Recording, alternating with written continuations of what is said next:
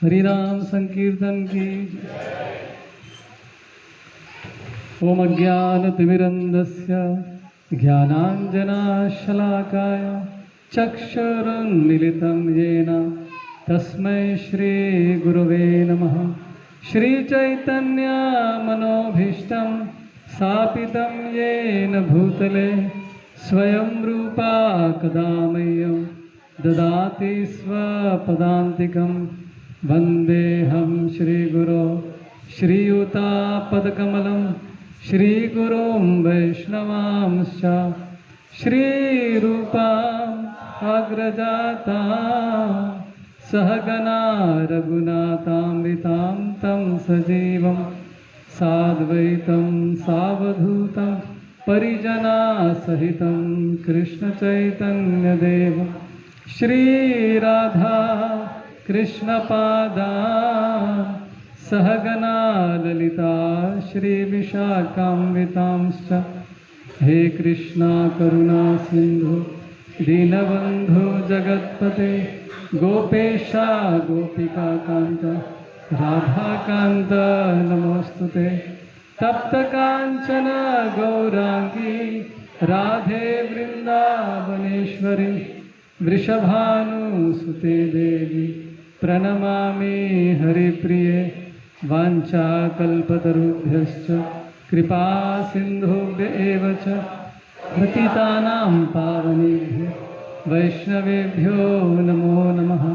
नमः ॐ विष्णुपादाय कृष्णप्रेष्ठाय भूतले श्रीमते भक्तिवेदान्त स्वामिनिते नामिने। नमस्ते सरस्वती देवे गौरवाणी प्रचारिणे निर्विशेषा शून्यवादी पाश्चात्य देशतारिणे। जय श्री कृष्ण चैतन्य प्रभु नित्यानंद श्री अद्वैत गदाधर शिवासादि गौर भक्तवृंद। हरे कृष्णा कृष्णा कृष्णा हरे हरे हरे राम राम राम हरे हरे। हरे कृष्णा कृष्णा कृष्णा हरे हरे हरे राम राम राम हरे हरे। हरे कृष्णा कृष्णा कृष्णा हरे हरे हरे राम राम राम हरे हरे। मूकं करोति वाचालं पंगुं लंघयते गिरिं यत्कृपातमहं वन्दे श्रीगुरुं दीनतारिणं परमानन्दमाधवं श्रीचैतन्य ईश्वरम्।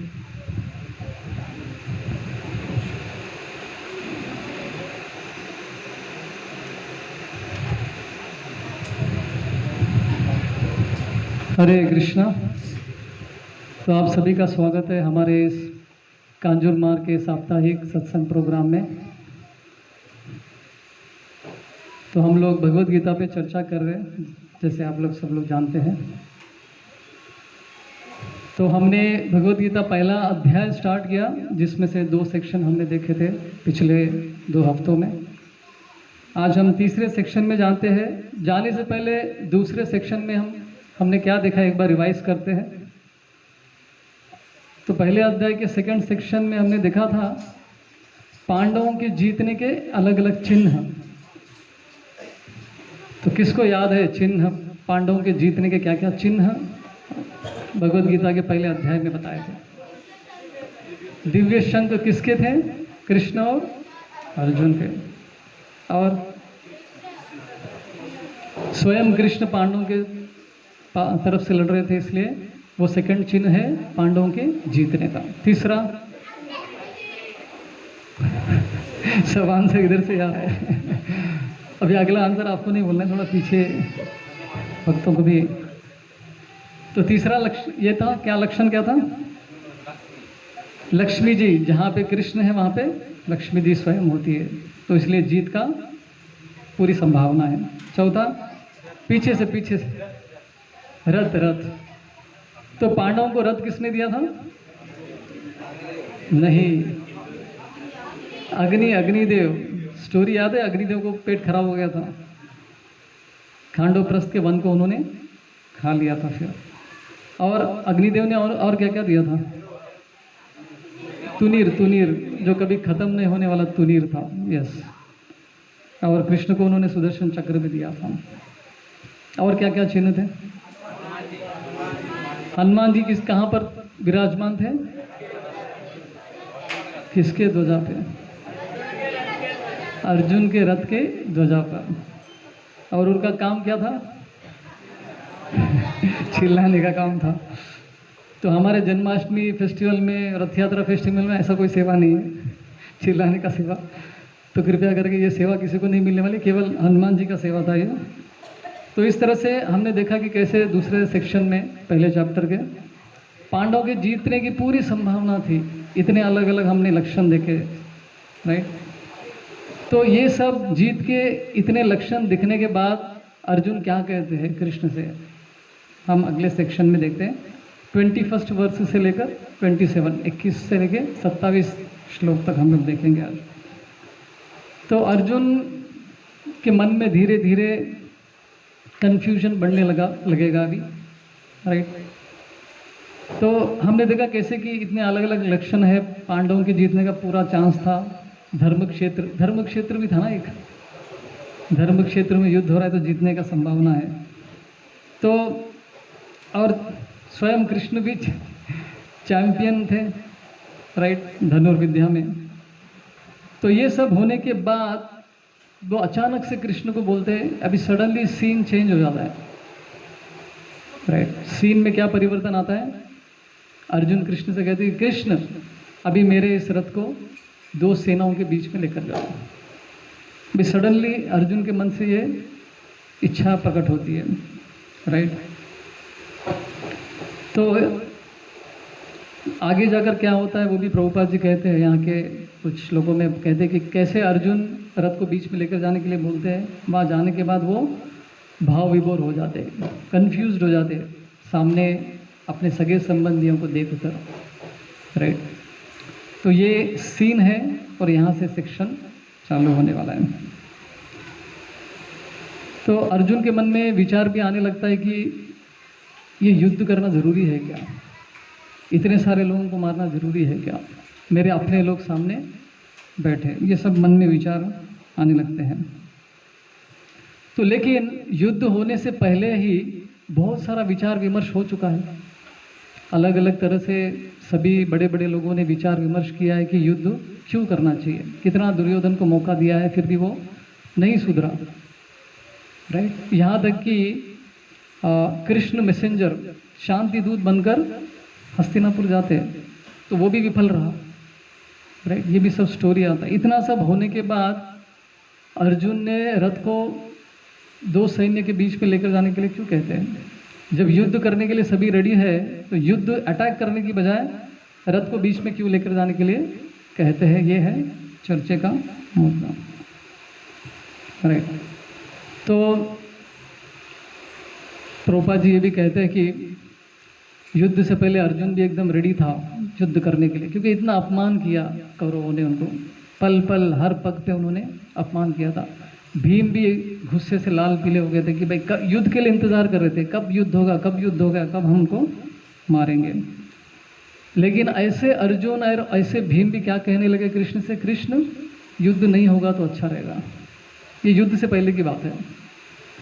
तो मजाक में कृष्ण भीम को देख के बोलते हैं कि जब युद्ध का समय आता है तो अच्छे अच्छे महारथी जो है डर जाते हैं, ऐसे मजाक से भीम को कहते हैं।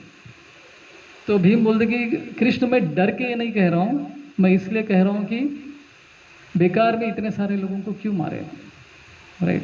क्योंकि हमको राज्य चाहिए, इसलिए इतने सारे लोगों की हत्या क्यों करें, इसलिए मैं कह रहा हूँ। तो सभी कृष्ण कहते कि हाँ भीम तुमने ठीक कहा है। तो हमने पूरा प्रयत्न किया युद्ध रोकने के लिए, क्या क्या नहीं किया, लेकिन फिर भी ये लोग नहीं रेडी। दुर्योधन बिल्कुल रेडी नहीं था राज्य देने के लिए।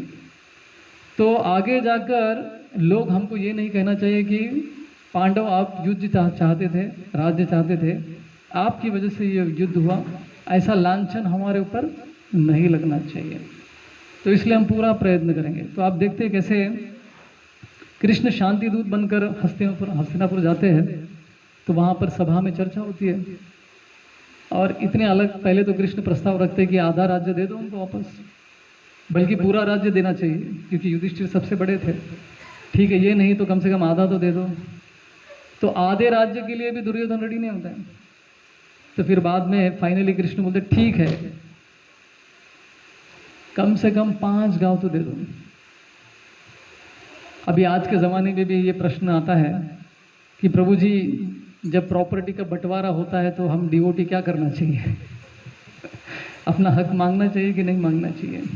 ऐसे प्रश्न, प्रैक्टिकल क्वेश्चन आते हैं। यहाँ तक कि हम ब्रह्मचारी के साथ भी ये प्रश्न आता है। तो मुझे याद है मेरे पिताजी गुजरने के बाद मेरी मदर के लिए बैंक के चक्कर लगाने पड़ते थे मुझे ये कपड़ों में, क्योंकि वो ट्रांसफ़र करना था माँ के नाम पे। तो मेरे एक कज़िन, मेरे एक भाई ने बोला कि ये सब की चीज़ों में तुम क्यों पढ़ रहे हो? तुमको ये सबसे क्या लेना देना है?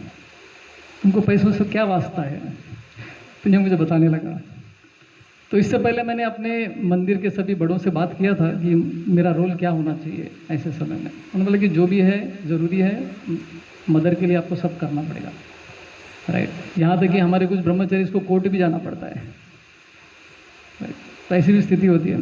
तो मैंने अपने उस फ्रेंड कज़िन से बोला ठीक है, अगर पैसे अगर उसको मैं नहीं लूँगा तो किसी और के पास जाएगा, कोई उसको यूज़ करेगा, पता नहीं कहाँ पे यूज़ करेगा। कम से कम मैं ट्राई करूँगा उसको कृष्ण की सेवा में लगाने के लिए, राइट। तो यहाँ पर भी सीन ऐसे ही था। दुर्योधन राज अच्छे से कर रहा था, तो युधिष्ठिर और पांडवों को घुसकर अपना हक मांगने की जरूरत क्या थी? सब अच्छा ही चल रहा था, राइट। नहीं, तो कृष्ण कहते कि नहीं, अगर आप जैसे लोग राज्य नहीं करेंगे, इस दुनिया को नहीं चलाएंगे, तो दुर्योधन जैसे दुर्बुद्धि वाले व्यक्ति चला के पूरा नाश करेंगे, राइट। तो इसलिए भक्ति विनोद ठाकुर क्या कहते हैं कि हमारे भक्त भी हाई कोर्ट में जज बनना चाहिए और तिलक लगाकर जज कोर्ट में जाना चाहिए। भक्ति विनोद ठाकुर ने कहा है, बड़े बड़े पोजीशंस में अगर डिवोटीज नहीं रहेंगे तो कौन रहेंगे? दुर्योधन जैसे लोग रहेंगे। तो विचार कीजिए, दुर्योधन इतने बड़े बड़े महारथियों के सामने उन्होंने क्या किया? द्रौपदी को अपमान करने का प्रयत्न किया, सबके सामने। इतने सब होते हुए भी कोई रोक नहीं पाया। अभी ये पूरे संसार का वो राजा बनेगा तो विचार कीजिए क्या कर सकता है।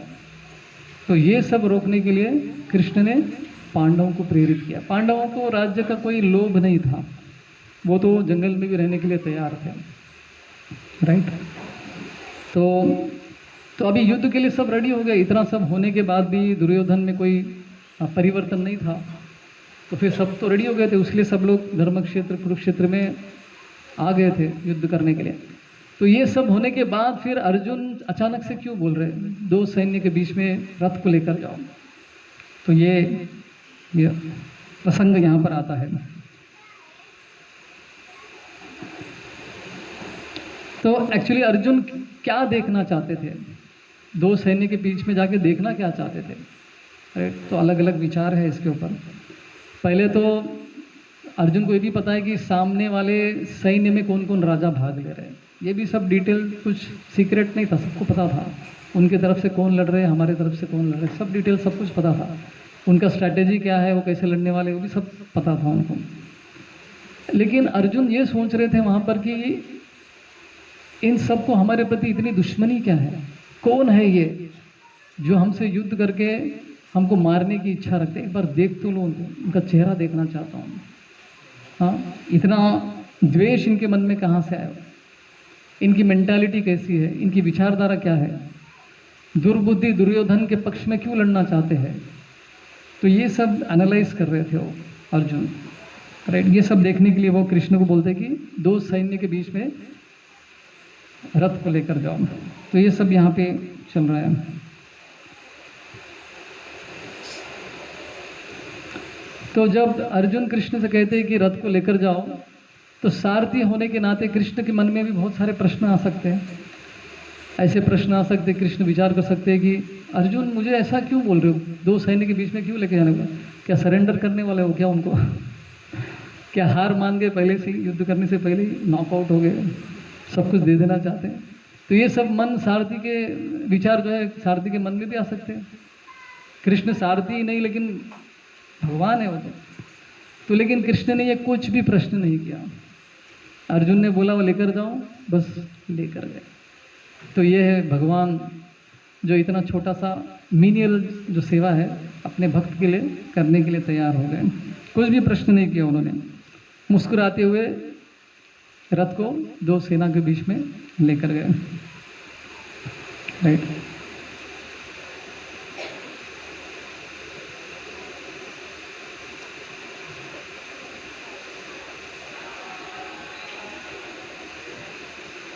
तो यहाँ पर अर्जुन कृष्ण को संबोधित करते हैं अच्युत करके। तो अच्युत का मीनिंग अच्छे से प्रभुपाद जी ने परपोट में बताया है। वो कहते हैं कि अच्युत मतलब क्या होता है? तो जीव कभी गिरते नहीं है, या फिर और एक मीनिंग है भगवान कभी चूकते नहीं है। किस विषय में? अपने भक्तों की रक्षा करने में कभी नहीं चूकते। भक्त वत्सल है भगवान कृष्ण, भक्तों को बचाने के लिए कुछ भी कर सकते हो। अपने ही जो उन्होंने शपथ लिए है उसको भी, अपने ही वचन को भी तोड़ सकते हैं भगवान अपने भक्त के वचन को पूरा करने के लिए। तो अर्जुन कृष्ण से कहते हैं कि भगवान देखो आप चूकते नहीं हो अपने भक्तों को बचाने के लिए, तो आप अभी मुझे भी बचाइए ऐसे संकट से। मेरे मन में बहुत सारे विचार चल रहे हैं, कहते नहीं है इनके मन में चल रहा है, अर्जुन के मन में चल रहे हैं सब विचार। तो ये एक मीनिंग आता है। और अच्युत का ये भी मतलब जैसे मैंने कहा कि कोई भी सेवा हो भक्त के लिए करने के लिए तैयार हो जाते। पहले तो सारथी बनना ही बहुत बड़ी बात है। जैसे कर्ण दुर्योधन के पास जाके बोलता है कि मुझे भी कृष्ण जैसा एक सारथी चाहिए युद्ध में अच्छे से लड़ने के लिए। तो आपके विचार में कौन है? तो बोले कि राजा शल्य, अगर वो मेरे सारथी बन जाए तो मैं जीत जाऊंगा युद्ध को। तो जाके प्रस्ताव रखते हैं उनके सामने शल्य के प्रति। तो इमीडिएटली शल्य बोलता है कि अरे मैं तो राजा हूँ, मैं कैसे सारथी बन सकता हूँ, वो भी इस कर्ण का, वो तो अर्धरथी भी नहीं है, अपमान कर देता है, तो मैं कभी नहीं बनूंगा इसका सारथी। ऐसा करके वो गुस्सा हो जाता है, क्योंकि वो सोचता है कि मैं राजा हूँ और ऐसे व्यक्ति का मैं सारथी कैसे बन सकता हूँ जो कि क्षत्रिय भी नहीं, एक सूत पुत्र है। ऐसा करके वो लांछन लगाते हैं। मतलब सारथी बनना कोई बड़ा पोजीशन नहीं था उस समय पे। और दुर्योधन की राजनीति भी हम यहाँ पे देख सकते हैं। दुर्योधन कहता है कि अरे नहीं नहीं, मेरा ऐसा विचार नहीं था। देखो कृष्ण कौन है? सबसे पावरफुल क्षत्रिय है अभी प्लैनेट में, सबसे पावरफुल है वो। तो वो अर्जुन के सारथी बने, तो देखो आप कृष्ण के बराबर में आपकी तुलना कर रहे हो। तो कितना कुबुद्धि है देखिए दुर्योधन की, एकदम राजनीति उसकी हमेशा चलते रहते थे। तो बोलता है देखो कृष्ण के बराबर से आपकी तुलना हम लोग कर रहे हैं, राइट। कर्ण के आप सारथी बनेंगे तो कृष्ण के लेवल में आपकी तुलना होगी। तो ऐसे उसको मस्का लगाते हैं। तो फाइनली शल्य बोलता है कि ठीक है, लेकिन एक कंडीशन है। शल्य का कंडीशन क्या रहता है कि अगर मैं कुछ भी बोलूँगा कर्ण तो वो उसको सुनना पड़ेगा, दूसरा कोई रास्ता नहीं है, वो कुछ मुझे रोकना नहीं चाहिए बस। तो बहुत सारे कंडीशन रहते थे उस टाइम पे। भीष्म के टाइम पे भी हमने देखा कितने सारे कंडीशंस थे।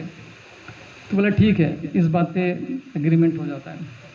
तो बाद में आप देखेंगे कि कैसे शल्य और सारथी तो बनता है कर्ण का, लेकिन कर्ण को बहुत परेशान करता है, इतना गाली देता है ना उसको, पूरा कर्ण का फोकस ही चला जाता है युद्ध से, परेशान हो जाता है कर्ण, बस रोना ही कम था उसका, इतना अपमान कर देता है कर्ण का। तो एक बार क्या होता है, शक्ति अस्त्र हासिल करता है, ये बाद में स्टोरी आएगा कि इंद्र जब उनसे उनका ये मांगने के लिए आते हैं ना, कवच वेश बदल के आते हैं, तो वो खुशी खुशी दे देते हैं। तो बाद में पता चलता है कि ये तो इंद्र है। तो फिर कर्ण उनसे पूछता है कि आप भी कुछ मुझे वर दीजिए। बोला ठीक है। तो वो एक शक्ति अस्त्र देते हैं, बोलते कि बहुत पावरफुल है, इससे कोई नहीं बच सकता है। तो कर्ण उसको ले लेता है और वो अर्जुन के लिए रिजर्व रख लेता है, ये मैं अर्जुन के लिए ही उपयोग करूँगा करके। तो बाद में आप लोग जानते हैं कैसे वो वेस्ट हो गया, घटोत्कच उसको मारना पड़ा उनको। फिर उसके बाद और एक उनको एक शस्त्र मिलाया और वो शस्त्र के ऊपर तक्षक बैठने वाला था। तक्षक सांप याद है आपको, खांडव प्रस्थ में वो रहता था। तो उसको अर्जुन के प्रति द्वेष था, तो वो अर्जुन को मारने के लिए तत्पर था वो। तो वो अर्जुन को बोलता है कि मैं तुम्हारे बाण के ऊपर बैठूंगा और जब तुम छोड़ोगे तो अर्जुन को मैं गले को ये कर दूंगा उसके। बोला ठीक है। तो इसे प्लानिंग होता है। तो कर्ण रेडी होता है वो छोड़ने के लिए।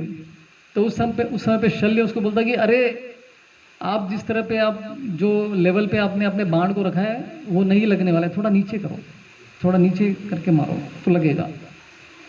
तो अभी ये इसकी बातें नहीं सुनता है तो कर्ण उसकी बातें भी नहीं सुनेगा। दोनों के बीच में गड़बड़ चल रहा है।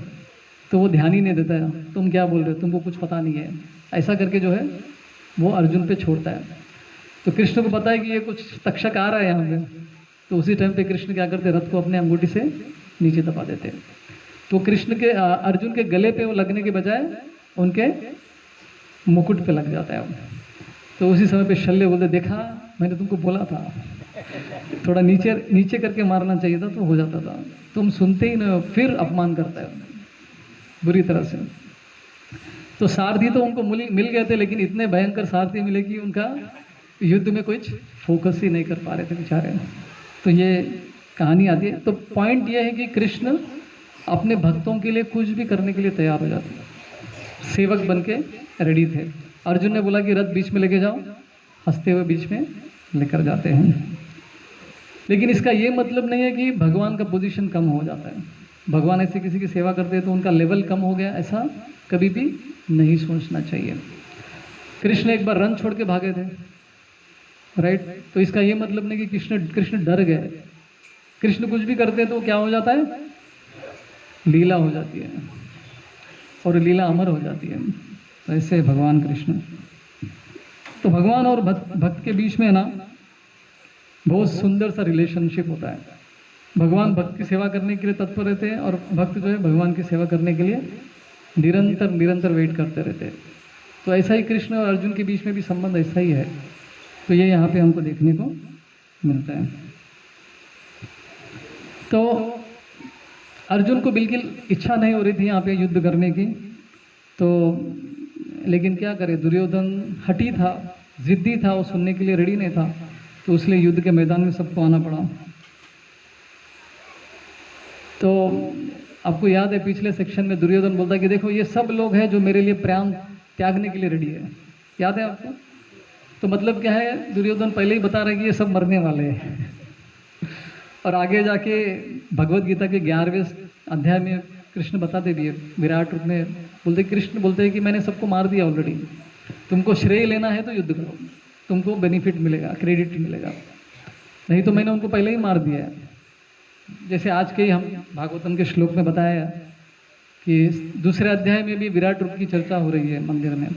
तो वहाँ पे दूसरे स्कंद में बताया जाता है कि कैसे भगवान की ये जॉस, क्या बोलते हैं इसको हिंदी में, जबड़ा जो है वो क्या है, वो यमराज है।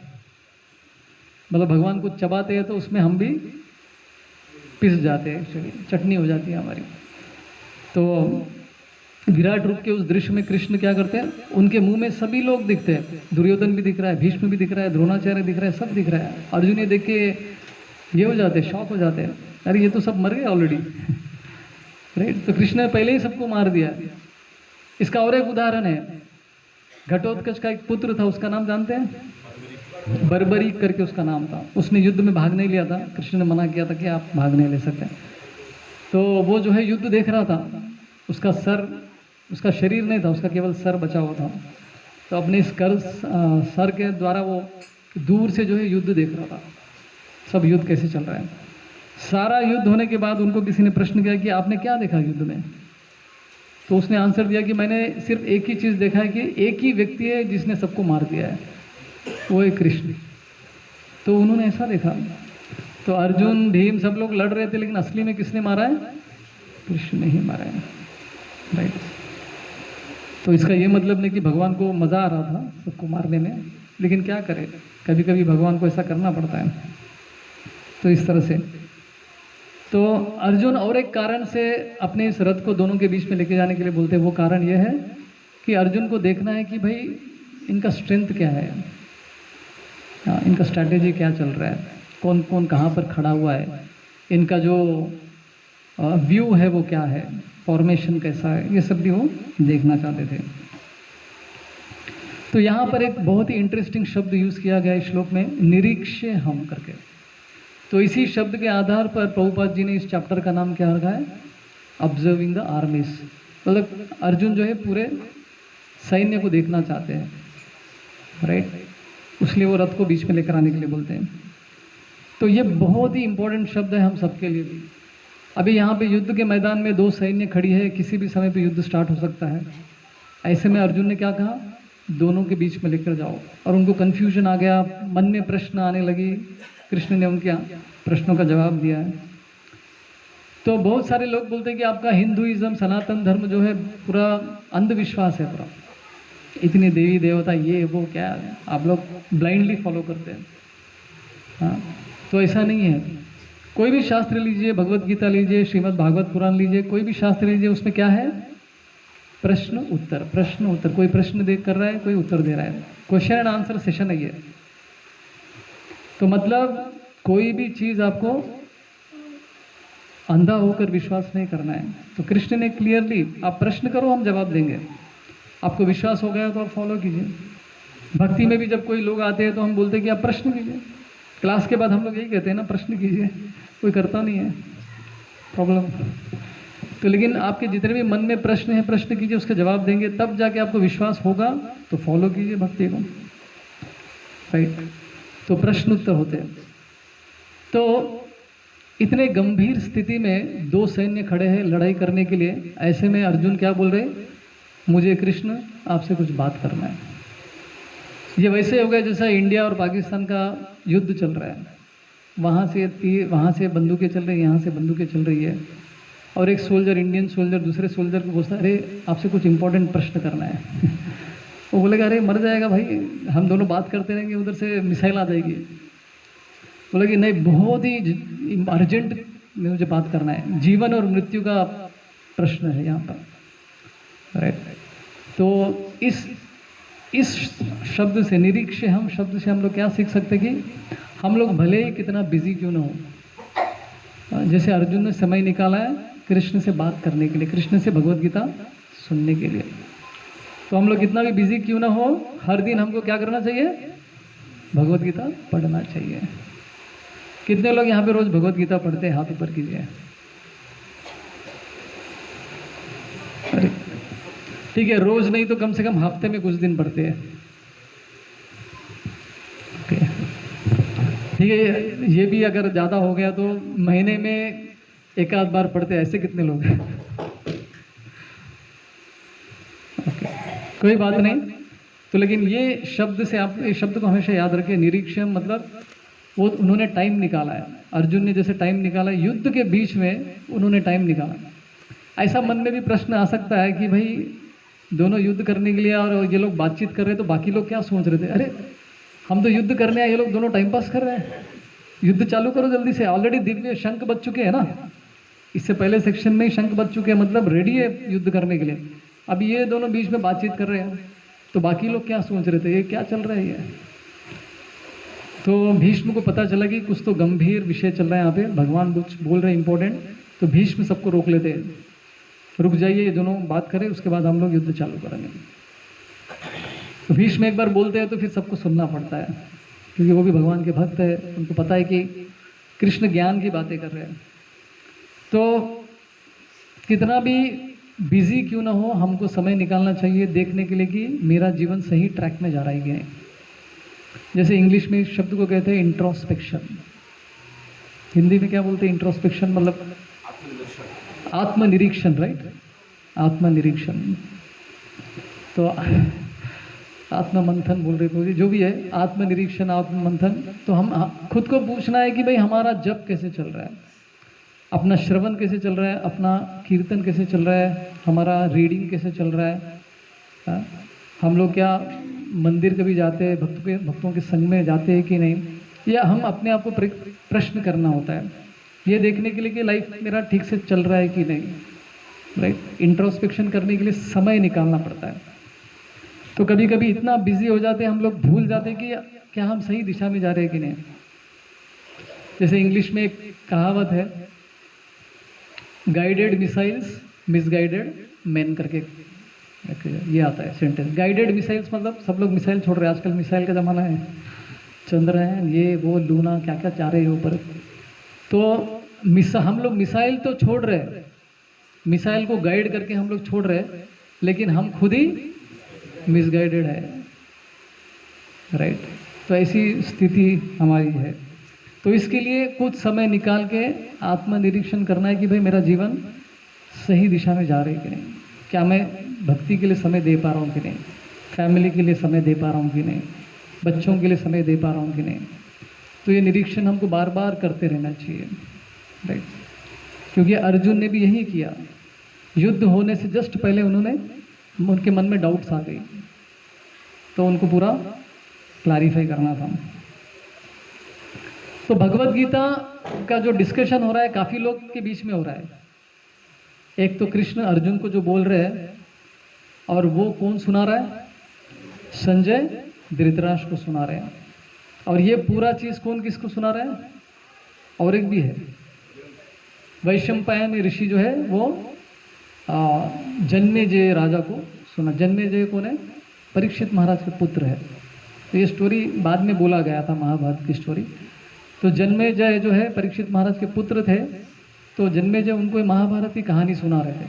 तो उसके बीच में फिर संजय और धृतराष्ट्र का डायलॉग आता है, फिर उसके अंदर कृष्ण और अर्जुन, जैसे 3 अलग अलग डायलॉग्स चल रहे हैं, राइट। तो कभी कभी हम देखते हैं कि कृष्ण और अर्जुन की बातचीत के बारे में गीता में बताया, कभी कभी संजय बोलते हैं, कभी धृतराष्ट्र बोलते हैं, अलग अलग, इज़न्ट इट। और एक इम्पॉर्टेंट चीज़ है, हर व्यक्ति के अंदर कुछ इरादे होते हैं और कुछ उसकी धारणाएं भी होती है, उसकी परसेप्शंस भी होती है, राइट। तो हमको किसको फॉलो करना चाहिए, अपने इरादों को, इंटेंशन को फॉलो करना है कि अपने धारणाओं को फॉलो करना है। तो इसको समझने के लिए 1-2 एग्जाम्पल्स आपको मैं देता हूँ। अभी एक स्पेशल डॉक्टर आया है, और उनका जो यार्ड बोलते हैं ना, क्या बोलते हैं उसको, नहीं हॉस्पिटल में वो सेक्शन को क्या बोलते हैं, वार्ड सॉरी। तो उस वार्ड में बहुत सारे पेशेंट्स थे, सब लोग वेट कर रहे थे डॉक्टर के लिए, लेकिन डॉक्टर के पास कुछ ही समय था। तो ऐसे में डॉक्टर क्या करेगा, जो सबसे ज़्यादा बीमार है उनको समय देगा ना, एकदम क्रिटिकल जो लोग हैं उनको पहले समय देगा, राइट। तो उसने देखा कि इतने सारे लोग बीमार हैं, लेकिन उसने क्या किया, अपने इंटेंशंस बदले। उसने क्या निर्णय किया कि जो मोस्ट क्रिटिकल है, जिसको ज़्यादा प्रॉब्लम है, मैं उसको पहले देखूंगा। ये एक सिनारियो है। और दूसरा सिनारियो ये है, अगर हमको सपोज किसी के प्रति बहुत द्वेष आ गया, गुस्सा आ गया मन में, राइट, और जाके उससे बात करना है, उसको गाली देना है, या फिर इसको मारने का निर्णय कर लिया, आपने इरादा कर लिया, लेकिन वहाँ जाने के बाद देखते हैं कि भाई उसके फैमिली में कोई तो आदमी गुजर गया, वो खुद दुखी है। तो ये सब सीन देख के आपने क्या किया, अरे अभी उसको मैं क्या बोलूँ, अभी ऑलरेडी वो परेशान है, तो आपने इरादा ही बदल दिया उसको कुछ बोलने का, यहाँ तक कि आपने अपने दिमाग से निकाल दिया, ठीक है छोड़ दो करके वहाँ से निकल गया, राइट। आपका इरादा कुछ था, लेकिन आपने जो कुछ देखने के बाद क्या किया, इरादा बदल दिया। तो अर्जुन किस इरादे के साथ वहाँ पे आए थे, युद्ध करने के इरादे से वहाँ पे आए, लेकिन जैसे ही कृष्ण ने रथ कहाँ पे रखा, भीष्म और द्रोणाचार्य के सामने, तो उनका विचारधारा बदल गया, सामने देख के इतने सारे। तो अर्जुन यही सोच रहे थे कि ये दुर्बुद्धि दुर्योधन के साथ सभी पापी लोग ही जमा हो गए वहाँ पे, उनसे युद्ध करना है, तो रेडी हो गए आने युद्ध करने के लिए। लेकिन जैसे ही उस सेना के सामने जाके खड़े हो गए, क्या देखा उन्होंने, अपनों को देखा, भीष्म को देखा, द्रोणाचार्य, कृपाचार्य, भाई बंधु, ये सब मन में उनके विचार चलने लगे। तो भी क्या डिसाइड करेंगे, अपने इरादों को फॉलो करेंगे, या फिर उन्होंने जो धारणा परसेप्शन था उनका, जो लोगों को देखा है उसको फॉलो करेंगे। ये कंफ्यूज हो गया। समझ रहे हैं आप लोगों को, थोड़ा टेक्निकल है। भगवत गीता पहले अध्याय में सबसे ज़्यादा स्टोरीज है, इसके बाद तो स्टोरीज बिल्कुल कम होने वाली है, और मुझे ऐड करना पड़ेगा स्टोरीज। तो इस तरह से अपने जीवन में भी हमेशा एक युद्ध चलता रहता है। जीवन भी एक क्या है, युद्ध है। और हर क्षण कुछ ना कुछ युद्ध चल रहा है। तो युद्ध किसके बीच में चलता है? मन और इंद्रियों के बीच में युद्ध चलता है, कभी मन और बुद्धि के बीच में युद्ध चलता है, राइट। तो इंद्रियां क्या बोलती कि अरे आज हलवा बनाया है प्रसाद में, थोड़ा हलवा ज़्यादा खा लेता हूँ, क्योंकि इंद्रियां भागती रहती है, जिधर खाने का वस्तु मिला उधर भागती रहती है। और मन बोलता है कि ठीक है बहुत समय हो गया, चलो मैं भी आपके साथ देता हूँ चलो आज खा लेते हैं। बुद्धि बोलता है नहीं, तुमको शुगर का प्रॉब्लम है, नहीं खाना भी है तो थोड़ा खाओ। तो यहाँ पे संघर्ष चलता रहता है, हर समय मन बुद्धि और इंद्रियों के बीच में संघर्ष चलता रहता है, हर क्षण चलता रहता है। तो हर क्षण हम लोग युद्ध में भाग ले रहे हैं इन दैट सेंस। तो ऐसे टाइम पे किसको फॉलो करना है, क्या चीज़ को फॉलो करना है, ये समझने के लिए हमको एक गाइड की आवश्यकता पड़ती है। तो गाइड क्या है? भगवत गीता है और कृष्ण जैसा कोई मेंटर काउंसलर जो उनको गाइड कर सके। तो गीता हमको यही चीज़ में मदद करता है कि हमको लाइफ में निर्णय कैसे लेना है। बहुत सारे लोग हैं इस भौतिक जगत में निर्णय ही नहीं ले पाते। आप में से कितने लोग हैं डिसीजन निर्णय लेने में कठिनाई होती है? भाई सबसे पहले ये हाथ ऊपर कर देता है इतना क्या बड़ा बड़ा डिसीजन लेता है भाई तू? अच्छा स्कूल जाऊँ कि नहीं जाऊँ, फुटबॉल खेलने जाऊँ कि नहीं जाऊँ। बहुत बड़े व्यक्ति बैठे हैं यहाँ पे तो निर्णय लेने में बहुत दिक्कत होती है कि भाई कौन सा चीज़ मैं ये करूँगी। तो हमारे गौरांग प्रभु जी बोलते हैं कि आपको अच्छा निर्णय लेना है, लाइफ में परफेक्ट निर्णय लेना है तो शास्त्र पढ़ो, भगवत गीता भागवतम पढ़ो, आपको ऐसी बुद्धि तेज हो जाएगी, प्रॉपर निर्णय ले पाएंगे आप। और अच्छे से चैंटिंग भी करने से क्या होता है, अंदर से कृष्ण हमको ज्ञान देते हैं प्रॉपर निर्णय लेने के लिए। जैसे यशोदा माई के सामने भी संकट आया था, कृष्ण को दूध पिला रही थी और अचानक से उनको याद आया कि चूल्हे पे भी दूध रखा हुआ है। अभी यशोदा माई को निर्णय लेना था कि भाई कृष्ण को छोड़ के उधर जाऊं, उसको बचाऊं, तो कृष्ण को दूध पिलाऊं, क्या करूं।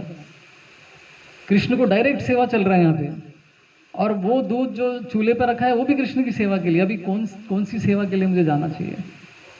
तो उनको भी कठिनाई हो गई थी निर्णय लेने के लिए। तो भगवान ने उनसे अंदर से स्फूर्ति इंस्पिरेशन दिया कि भाई मुझे छोड़ो, उधर जाओ। लेकिन बाहरी रूप से कृष्ण नाराज हो जाते, अरे मुझे छोड़ के कैसे चली गई करते। लेकिन वो इंस्पिरेशन किसने दिया, प्रेरणा कृष्ण ने ही दिया उनको उधर जाने के लिए। तो भगवान ऐसे भक्तों को जो है अंदर से इंस्पिरेशन देते हैं। जितना अच्छा चैंटिंग करेंगे, जितना अच्छा श्रवण होगा, जितना अच्छा शास्त्र पढ़ेंगे, उतना अच्छे निर्णय भी हम लोग कर पाएंगे। तो अभी कैमरा जो है हस्तिनापुर से कुरुक्षेत्र में आ गया। कुरुक्षेत्र में मतलब क्या है, संजय और धृतराष्ट्र के बीच में चला है। कभी हस्तिनापुर में, कभी कुरुक्षेत्र में कैमरा इधर उधर जाता रहेगा वो। तो वहाँ पे अर्जुन के गुणों के बारे में एक सुंदर सा वर्ड है, गुड़ाकेश, राइट। अर्जुन का एक नाम है गुड़ाकेश। गुड़ाकेश मतलब क्या है, गुड़। गुड़ाकेश का मतलब ये होता है कि जिसने निद्रा पे विजय प्राप्त की, अंधकार अज्ञानता पर विजय प्राप्त की, उसका एक मीनिंग होता है। और एक दूसरा मीनिंग भी आता है का और ईश। का मतलब ब्रह्मा जी को बोलते हैं, ईश मतलब शिव जी को बोलते हैं। जो व्यक्ति ब्रह्मा और शिव जी को प्रसन्नता दे सकता है, ऐसे व्यक्ति को भी मिठास दे सकता है। गुड़ मतलब जैगरी, जो गुड़ हम खाते हैं ना, तो भी एक मीनिंग होता है। तो यहाँ पे भक्त और भगवान के बीच में जो सुंदर प्रेम का आदान प्रदान चल रहा है, ये देखकर ब्रह्मा और शिव भी जो है प्रसन्न हो गए। कितना अच्छा यहाँ पे इन दोनों का ये चल रहा है, प्रेम का आदान प्रदान हो रहा है, तो ऐसा एक मीनिंग आता है। तो अर्जुन ने निद्रा पर विजय कैसे प्राप्त कर ली? हम तो भागवतम क्लास में बैठते ही निद्रा आ जाती है, राइट। तो निद्रा देवी हमेशा प्रसन्न हो जाती है भक्तों पर, खास करके। तो प्रभुपाद जी कहते कि अर्जुन ने निद्रा पर विजय प्राप्त की कैसे? भगवान कृष्ण के प्रति उनकी भक्ति के कारण। इतने अच्छे से वो भक्ति करते थे कृष्ण की, इतने परम भक्त थे, और कृष्ण की कृपा से उन्होंने इस निद्रा पर विजय प्राप्त कर ली थी। तो अर्जुन ने एक्चुअली निद्रा पर विजय कैसे प्राप्त की, इसके पीछे भी कहानी आती है। जैसे जब ये सब गुरुकुल में थे, सभी पांडव भोजन कर रहे थे, तो सडनली उनका जो दिया था वो बुझ गया हवा के कारण। तो सबने खाना रोक दिया, एकदम अंधेरा था, गांव में तो एकदम अंधेरा रहता है। लेकिन भीमसेन जो है खाते गए, उनको सभी आइटम दिख रहे थे। पहले तो उनको इतना भूख लगता है कि वो कंट्रोल नहीं कर सकते, तो वो रुके नहीं, वो खाते गए। तो अर्जुन ने देखा कि ये तो भीम तो खा रहे हैं, इतने अंधकार में भी खा रहा है। तो अर्जुन के मन में ये विचार नहीं आया कि मैं भी खा सकता हूँ, ये विचार नहीं आया था उनके। उनके मन में विचार आया कि अगर अर्जुन भीम अंधेरे में खा सकता है तो मैं अंधेरे में तीर भी चलाने का प्रैक्टिस कर सकता हूँ, ऐसे उनके मन में विचार आया। तो उसी दिन से, उसी रात से उन्होंने क्या किया, दिन में भी प्रैक्टिस करते थे और रात में भी धनुर्विद्या प्रैक्टिस करते थे। इतना वो मेहनत करते थे, राइट। इसलिए उन्होंने निद्रा पर विजय प्राप्त किया। तो उसी तरह से हमारे जो गोस्वामी से, षड गोस्वामी से कहा जाता है कि ये केवल 2 घंटे सोते थे वो। अभी अपने हरिदास ठाकुर कितना चैंटिंग करते थे, 192 राउंड्स करते थे वो। तो इतना राउंड करने के बाद कुछ टाइम मिलेगा क्या उनको? तो वो भी 2 घंटे से ज़्यादा नहीं सोते थे। तो मतलब वो इतना कम सो के भी उनकी गाड़ी कैसे चलती थी फिर? क्योंकि वो इतने समाधि में रहते थे कि उनको, समाधि में आदमी चला जाता है तो उसको किसी की चीज़ की आवश्यकता नहीं होती है। एक बार वृंदावन में एक सभा में भागवतम की चर्चा हो रही थी, जीव गोस्वामी कुछ चर्चा कर रहे थे और सभा में रूप गोस्वामी भी बैठे थे, खुद चेयर पे बैठे थे, ऐसा सुन रहे थे। सुनते सुनते वो समाधि में चले गए, रूप गोस्वामी एकदम समाधि में चले गए। तो लेकिन बाहर से देखे तो ऐसा लग रहा है कि ये आदमी तो गया, मर गया ऐसा लग रहा था, श्वास भी चल रहा है ऐसा नहीं लग रहा था। तो किसी ने क्या किया, एक छोटा सा पंख लेकर आए, उनके नाक के पास रखे और देखा कि धीरे से जो है वो हिल रहा था। तो उन्होंने बोला कि ऐसी अवस्था है, ये जो अवस्था है समाधि की अवस्था, ये साधारण व्यक्ति में नहीं आ सकती। भागवतम सुनते सुनते वो इतने डीप समाधि में चले गए थे। तो ऐसे व्यक्तियों को निद्रा की आवश्यकता ही नहीं पड़ती है ज़्यादा।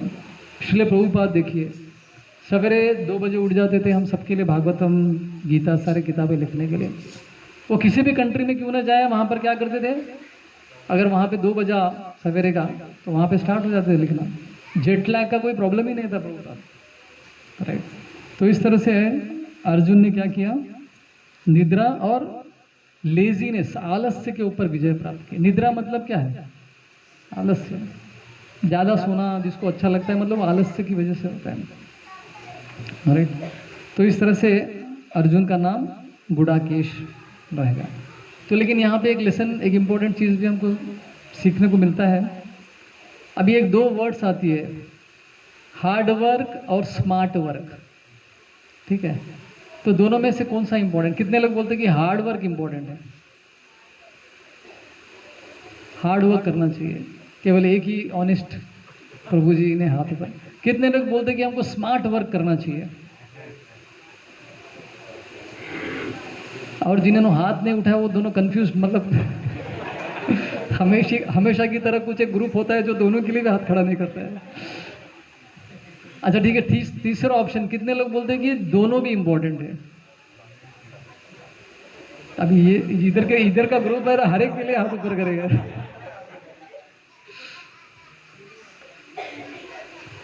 तो एक्चुअली तीसरा ऑप्शन करेक्ट है, हमको हार्डवर्क भी करना है, स्मार्ट।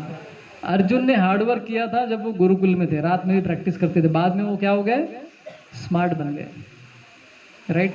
एक्सपर्ट बनने के लिए हमको पहले हार्डवर्क करना होता है। एक समय के बाद फिर हम लोग इतने एक्सपर्ट बन जाते हैं कि हम लोग स्मार्ट वर्क करेंगे, फिर हार्ड वर्क करने की जरूरत नहीं पड़ती है। पहले मेहनत करना होता है, बाद में उसका फल भी मिलेगा। तो अर्जुन को एग्जैक्टली उनके मेहनत का फल बाद में मिला, राइट। इतने बड़े धनुर्धर बन पाए।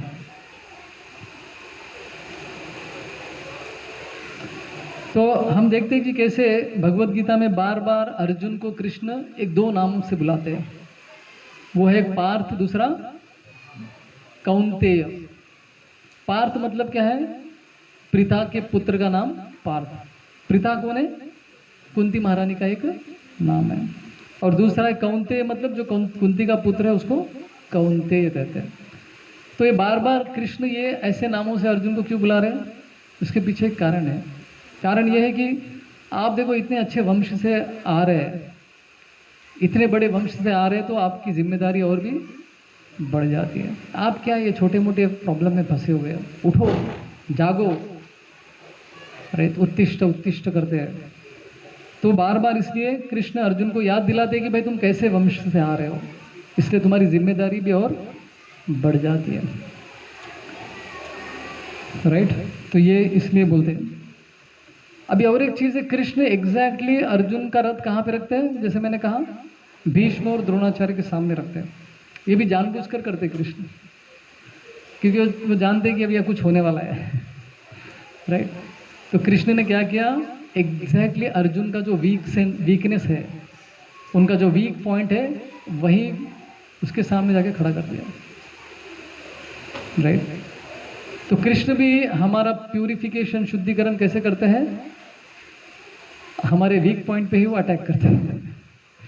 माया देवी खासकर जो है, हमारा वीक पॉइंट कहाँ पर है वहीं पे वो अटैक करती है। सबका अलग अलग वीक पॉइंट रहेगा। राइट? जैसे बॉक्सिंग के मैदान में दो बॉक्सर्स लड़ रहे हैं, तो दोनों क्या ढूंढते हैं? सामने वाले का वीक पार्ट कौन सा है, उधर मारेगा तो उसको दुखेगा। जैसे रिप्स होते हैं ना, यहाँ पे मारने से बहुत जल्दी से मार लगता है। तो वीक पॉइंट किधर है ढूंढते रहते हैं। राइट? उसी तरह से Maya hits where it hurts the most, मतलब माया भी हमको वहीं पे मारती है जहाँ पे हमको सबसे ज़्यादा तकलीफ होता है। तो अर्जुन का वीक पॉइंट क्या था? सगे संबंधी। उनका वीक पॉइंट था टीचर, उनका वीक पॉइंट था रिलेटिव। उनके सामने ही जाके रथ को खड़ा कर दिया। तो उसी तरह से माया देवी भी हमारा टेस्ट लेती है। अपने जीवन में हर क्षण कुछ ना कुछ हमारे सामने टेस्ट आता है। जैसे बहुत सारे लोग बोलते हैं, प्रभु जी हम कांदा लहसुन नहीं खाते हैं, तो जब हम रिलेटिव्स के घर में जाते हैं तो सब लोग परेशान करते हैं, क्या है कांदा लहसुन खाने से क्या प्रॉब्लम है, खाओ। बहुत सारे लोगों का प्रॉब्लम रहेगा ना, रिलेटिव्स के घर पे जाते हैं तो क्या खाए। कुछ लोग दही राइस खा कर आ जाते हैं, कुछ लोग अपना बॉक्स बना के लेकर जाते हैं। मेरी माँ इसी करती है, किसी के घर पे जाती है तो अपना कुछ बांध कर लेकर जाती है। तो यहाँ पे क्या होता है, शुरू में दिक्कत होती है, लेकिन लोग हमारा टेस्ट करते हैं। लोग देखते हैं कि भाई ये सच में फॉलो कर रहा है कि नाटक है इसका। तो इसलिए हमारे सामने प्रलोभन देते हैं, अरे देखो इतना अच्छा स्वीट बनाया आपके लिए, खाओ खाओ। तो हमारा टेस्ट करते हैं लोग। लेकिन हम लोग कंसिस्टेंटली उसको करते रहेंगे तो एक दिन वो बोलेंगे, अरे नहीं नहीं, ये पक्का डिवोटी है, ये सब नहीं खाता है। तो ऐसे लोगों के लिए फिर वो लोग ये अरेंजमेंट करते रहते हैं। राइट? जैसे मेरा पर्सनल अनुभव था, एक जब मैं जॉब करता था तो हमारे कंपनी की तरफ से कहीं पे रिट्रीट पर लेकर गए थे। तो मैंने पहले बोल दिया कि मैं रिट्रीट में नहीं आऊँगा, बोल दिया उसको। तो वहाँ पे पर्सनालिटी डेवलपमेंट ऐसा कुछ वर्कशॉप्स करा रहे थे हमको। तो वहाँ पे तो मैं बोला कुछ खाने को नहीं मिलेगा, ये लोग पता नहीं क्या क्या एंजॉयमेंट करेंगे, पियेंगे, क्या करेंगे पता नहीं। मैंने मना कर दिया। तो मेरे मैनेजर ने बोला नहीं तुमको चलना ही पड़ेगा। तो मैं अभी ठीक है, अभी इतना ज़बरदस्ती कर रहा है तो मैं बोला कि ठीक है 2 दिन उपवास कर लूँगा। ऐसे ही विचार से मैं चला गया वहाँ पे। तो वहाँ जाने के बाद सवेरे तो कुछ जूस वूस पीकर चला हो गया मेरा। अभी दोपहर में लंच का टाइम था, तो मैं बोला दही राइस ढूंढते रहते हम लोग भक्त लोग। तो मैं देख रहा था दही राइस कुछ है क्या। तो मेरा मैनेजर मेरे सामने आके बोलता, अरे आपके लिए मैंने पहले से ही ना जैन फूड अरेंज करके रखा है, मुझे मालूम है आप ये सब नहीं खाते। तो मेरे लिए इतना बड़ा सरप्राइज था वो कि भाई मैंने उसको बुला नहीं कुछ करने के लिए, वो खुद से उसने क्या किया, अरेंज करके रखा। राइट? तो वो था तो मेरा मैनेजर, लेकिन मेरा बहुत सुनता था। वो ब्राह्मण फैमिली से था। तो एक बार वो बैठ के ऑफिस में बैठ के हम लोग प्रसाद भोजन कर रहे थे दोपहर में। तो बातों में उसने बोला कि मैं भी वेजिटेरियन हूँ। तो मैंने बोला हाँ बंदर भी वेजिटेरियन है तो उसमें क्या है। तो उसको बिल्कुल गुस्सा नहीं आया, बोला अरे हाँ क्या बोला आपने, क्या पॉइंट था आपका। तो बेसिकली क्या है ना, ये लोग हमको बहुत टेस्ट करते, बाहर के लोग इतना टेस्ट करते ये ठीक से फॉलो करता है कि नहीं। फिर बाद में देखते हैं कि यार ये पक्का है, ये फॉलो बहुत समय से कर रहा है, तो फिर वो आपको हाथ नहीं लगाते, उल्टा आपको मदद करने का भी प्रयत्न करते हैं। तो अर्जुन कृष्ण जानबूझकर अर्जुन को बोल रहे कि देखो सामने तुम्हारे कौन खड़े हैं। तो ये मैच फिक्सिंग था। ये मैच फिक्सिंग क्यों? कृष्ण को जानते कि ये तो अभी ये कंफ्यूज होने वाला है, तो गांडी छोड़ने वाला है, तो अरेंजमेंट कर रहे कि भाई भीष्म और द्रोणाचार्य के सामने लाके देखो आपके सामने कौन है, देखो। उसको वो थोड़ा प्रेरणा दे रहे थे। तो वो देख के जो परेशान हो जाता है अर्जुन।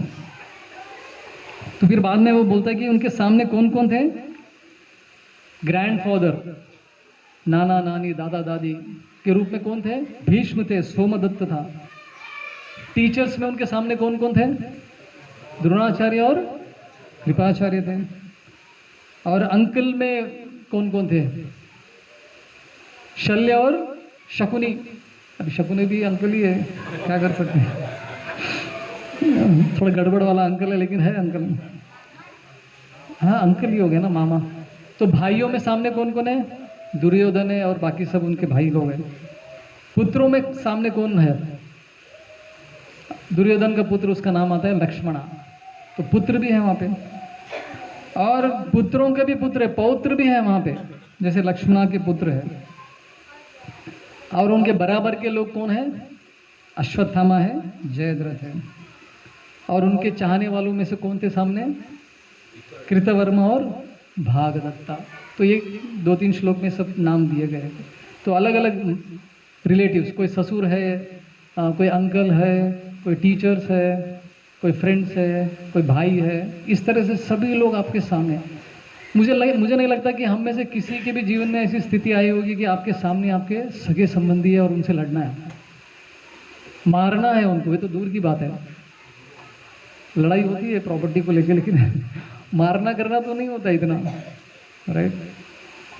तो लेकिन यहाँ पे स्थिति क्या है? अर्जुन की स्थिति कितनी खराब है देखिए, अपने सब सगे संबंधियों को मारना है उनको। तो इसलिए वो बिविल्डर हो गए, जबकि पहले से निश्चय करके आएगा कि मुझे युद्ध करना ही है। युद्ध के लिए तत्पर थे सभी लोग। तो अर्जुन, भीम, पांडव सब लोग युद्ध करने के लिए आए। किस लिए? हमको बदला लेना है। किससे बदला लेना है? दुर्योधन से, जिसने कि इतना द्रौपदी का अपमान करने का प्रयत्न किया, हमको जलाकर मारने का प्रयत्न किया, भीम को विष देकर मारने का प्रयत्न किया, राइट। अलग अलग तरह से हमको बार बार अपमान करते थे। हमको बदला लेना, इन सबको मारना ही है हमको। लेकिन भगवान कृष्ण गीता कहने के बाद अर्जुन का पूरा परसेप्शन चेंज हो जाता है, विचारधारा ही चेंज होता है। बदला लेने की भावना से कहाँ पर आता है? मुझे कृष्ण के लिए युद्ध करना है। कितना चेंज हो गया देखो उनके विचारधारा में।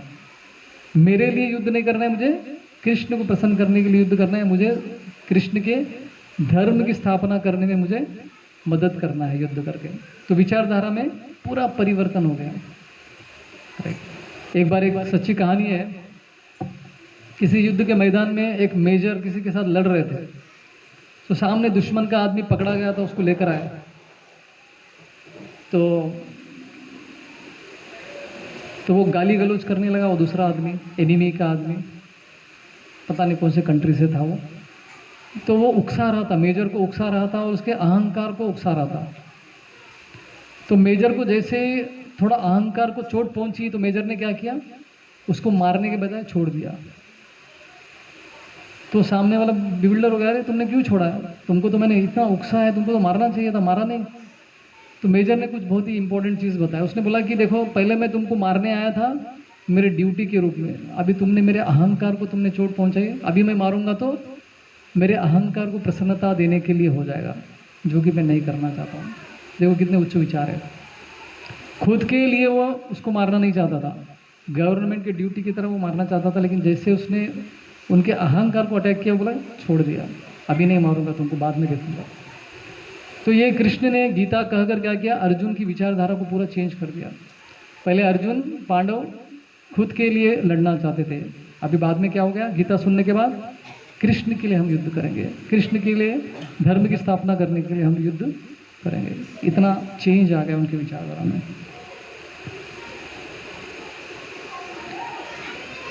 तो इस सेक्शन से हम लोग क्या क्या सीख सकते हैं? सबसे पहले तो मैंने जैसे कहा, इंट्रोस्पेक्शन, आत्म निरीक्षण। कितना भी बिजी क्यों ना हो, युद्ध जैसे गंभीर स्थिति में भी जो है हमको समय निकालकर निरीक्षण करना है कि मेरा जीवन सही दिशा में जा रहा है कि नहीं, भक्ति के लिए क्या मैं समय दे पा रहा हूँ कि नहीं, मेरा श्रवण कैसे चल रहा है, मेरा जपा का क्वालिटी कैसे चल रहा है। ये प्रश्न हमको खुद को करना होता है, तभी इम्प्रूवमेंट होगा। नहीं तो दिन गुजर जाएंगे, साल गुजर जाएंगे, आगे बढ़ते जाएंगे, एक दिन मृत्यु आ जाएगी। जपा का क्वालिटी बढ़ा नहीं बढ़ा हमको समझ में भी नहीं आएगा कभी। मैकेनिकल चैंटिंग करके कौन से लोक में जाएंगे पता नहीं है, राइट। तो इंट्रोस्पेक्शन के लिए हमको समय ज़रूर निकालना चाहिए। और दूसरा लेसन यह है कि जैसे मैंने कहा, कृष्ण अर्जुन को क्या बुलाते थे, पार्थ और कौन्तेय। तो जितना आपको बड़ा जिम्मेदारी दिया जाता है, पोजीशन दिया जाता है, उतनी ही ज़्यादा जिम्मेदारी भी बढ़ जाती है, राइट। जितना आपका बड़ा वंश है उतना ज़्यादा आपकी रिस्पॉन्सिबिलिटी बढ़ जाती है। तो ये भी एक सीखने को मिलता है। और भौतिक जगत में सफलता प्राप्त करने के लिए या फिर आध्यात्मिकता में सफलता प्राप्त करने के लिए दो बहुत बड़े अड़चन हमको हमारे जीवन में आते हैं। सबसे पहला आलस्य और दूसरा है लैक ऑफ डिटर्मिनेशन, मतलब दृढ़ निश्चयता, उसकी कमी भी होने के कारण। तो जो आदमी आलसी है वो कभी प्रगति नहीं कर सकता है, भौतिकता में भी और आध्यात्मिकता में भी। बहुत कठिन है, राइट। एक बार एक राज्य में राजा ने अनाउंसमेंट किया कि इस मेरे राज्य में सबसे बड़ा आलसी कौन है, उसको लेकर आओ, उसको इनाम देंगे हम। तो सैनिक निकले ढूंढने के लिए ऐसे लोगों को। तो शहर में कोई नहीं मिला, शहर के बाहर गए तो बाहर जंगल में दो पड़े हुए थे, दो व्यक्ति पेड़ के नीचे। तो उनके पास गए और उनसे बातचीत करने लगे। अरे भाई, आप दोनों को राजा इनाम देना चाहते हैं, चलो। तो दोनों इतने आलसी थे कि क्या अभी टाइम नहीं हमारे पास, हम लोग बिल्कुल टाइम नहीं है। तो एक ने पूछा कि भाई क्या इनाम देना चाहता है। तो बोला कि बहुत सारा सोना देना चाहता है। तो एक व्यक्ति उसमें से तैयार हो गया, अरे सोना दे रहा है तो मैं रेडी हूँ जाने। तो सैनिक दूसरे आदमी से पूछता कि तुमको नहीं चाहिए क्या सोना। तो वो क्या बोलता है, अरे तू जा रहा है ना, मेरा भी लेकर आ। तो सैनिक समझ जाता है कि ये सबसे बड़ा आलसी है, अपना इनाम भी लेने के लिए नहीं आ रहा है, राइट। तो बाद में राजा ने उनके साथ क्या किया वो पता नहीं है, कहानी यहीं पे खत्म होती है। तो लेकिन हमारे लिए क्या है कि आलस्य जो है बहुत ही बड़ा अड़चन है भक्ति के लिए, बहुत ही बड़ा अड़चन, राइट। कभी कभी बीच में से हम लोग छोड़ देते हैं। Quitters never win, winners never quit. जीतने वाले कभी छोड़ते नहीं है और छोड़ने वाले कभी जीत नहीं सकते, राइट। तो इसलिए उपदेशामृत में रूप गोस्वामी क्या कहते हैं, भक्ति में प्रगति करना है तो ये तीन चीज़ों की आवश्यकता होती है, उत्साह, निश्चय और धैर्य। उत्साह किस चीज़ का, भक्ति के अंग में भाग लेने के लिए, भक्ति के कार्यों में भाग लेने में उत्साह दिखाना चाहिए। जैसे प्रभुपाद के समय पे उनके एक शिष्य ने बोला कि प्रभुपाद मुझे दंडवत मारने की इच्छा नहीं होती है, आप जब आते हैं तो मुझे दंडवत मारने की इच्छा नहीं होती है। तो प्रभुपाद बोलते कि आप मारते रहो, एक दिन इच्छा हो जाएगी। जबरदस्ती करते रहो आप, राइट। उत्साह नहीं होता है तो उत्साह लेकर आना होता है इस तरह से। तो साधना भक्ति मतलब क्या है, फोर्स करना पड़ेगा। कोई रुचि नहीं है हमको भक्ति में, तो साधना भक्ति में हमको फोर्स करना होता है। सवेरे उठने की इच्छा किसको होती है, नहीं होती है। मंदिर जाने की इच्छा किसको होती है, सत्संग प्रोग्राम में जाने की इच्छा किसको होती है। आप चार लोग तो हमेशा उठाते हो, आप लोग नीचे तो राइट। तो ऐसे भक्ति के कार्यों में हमको इच्छा नहीं होती है, जबरदस्ती हम करना पड़ता है। तो धीरे धीरे भगवान की कृपा हमको एक दिन मिलेगी, लगना।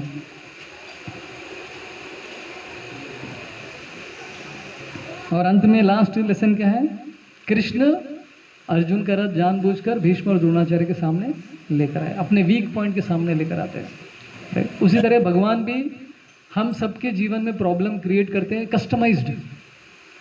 किसी को फाइनेंशियल प्रॉब्लम, किसी को हेल्थ प्रॉब्लम, किसी को ह्यूमिलिएशन मतलब इंसल्ट करके ये करते हैं। अलग अलग लोगों को अलग अलग तरह के जो भी काम करेगा भक्ति में आगे बढ़ने के लिए, जो भी काम करेगा कृष्ण अपने जीवन में वो डाल देते हैं। क्योंकि उनको पता है कि ये इसका वीक पॉइंट है, राइट। तो जिससे हमारी भक्ति में फिर प्रगति हो जाए। हरे कृष्णा। तालियां नहीं, प्रश्न है तो कीजिए। यस।